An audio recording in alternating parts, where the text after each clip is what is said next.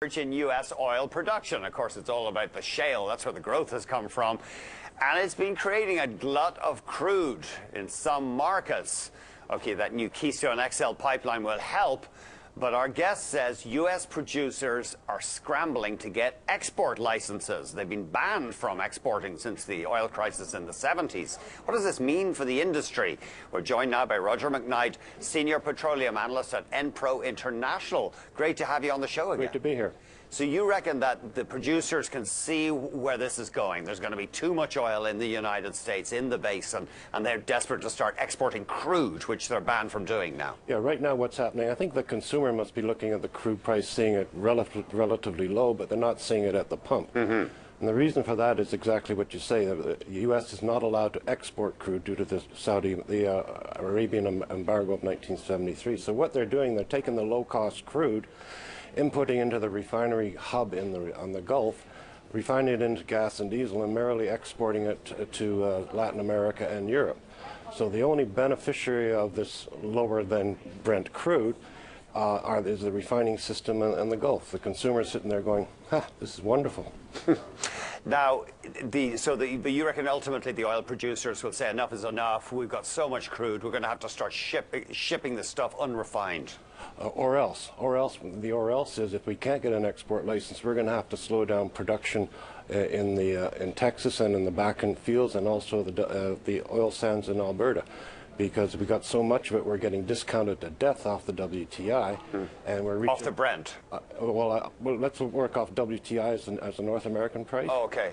So we're getting discounted to death, and unless we can get some more money on the table here, we're going to have to start gearing down, and that is a political situation that the Obama administration doesn't want to see. It doesn't want to see a slowdown in their much ballyhooed, we are the greatest oil producers in the world.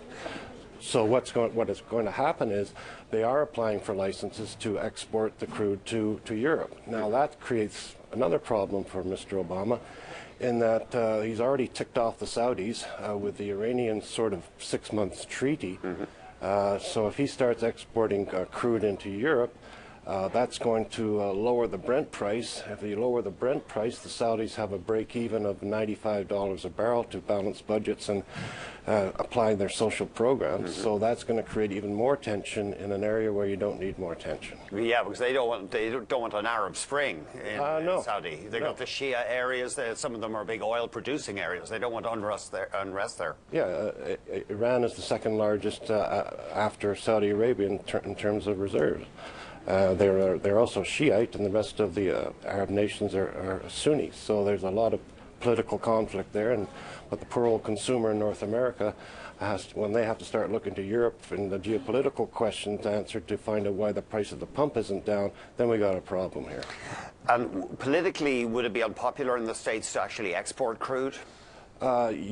If you export crude, okay, you're going to raise the price of the crude coming out of the ground in North Dakota and Texas.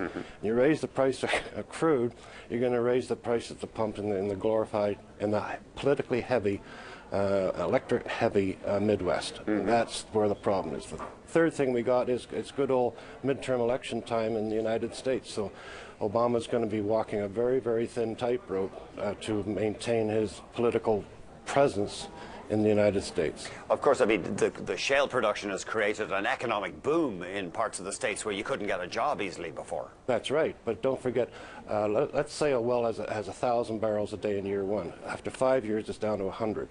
So the turnover on those wells is very, very fast indeed. So right now, all the low-hanging fruit has been taken. Now we're getting into the more geologically difficult areas to mine it, so your costs are going to go up.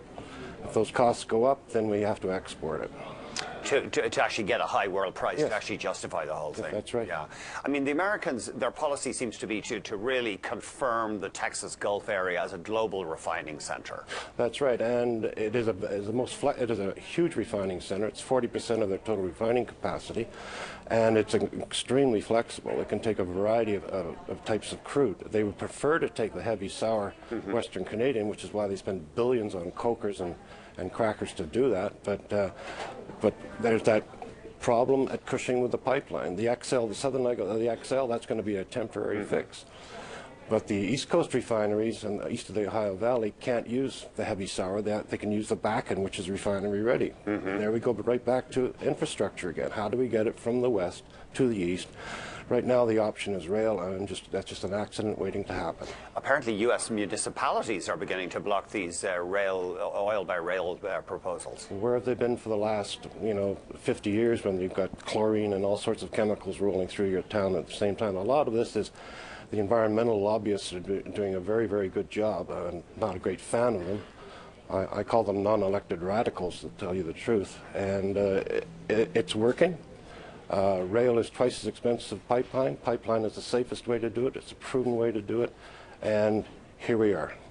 Looks like decision-making is not in the lexicon of the administration of the United States of America. But, I mean, you yourself say there is an extra hazard with moving oil by rail. Absolutely. It's a pipeline on wheels. And it's interesting, we hear that the municipalities in Canada, they very little say. They really no say in what rolls through their town. The railways are under these century-old laws. They can do a lot of what they like. And pipelines and railways really fall under federal jurisdiction. I mean, you can squawk all you want about the west-east or reversing Line 9 if you're a provincial leader. When push comes to shove, that's a federal decision that Mr. Harper and his government have to make. And so we've only 30 seconds. There's no way America's cutting back on oil production, though. No. None whatsoever. It'll be exported on a piecemeal basis. Roger, always great talking to you. Very welcome. Roger McKnight, Senior Petroleum Analyst at Enpro International.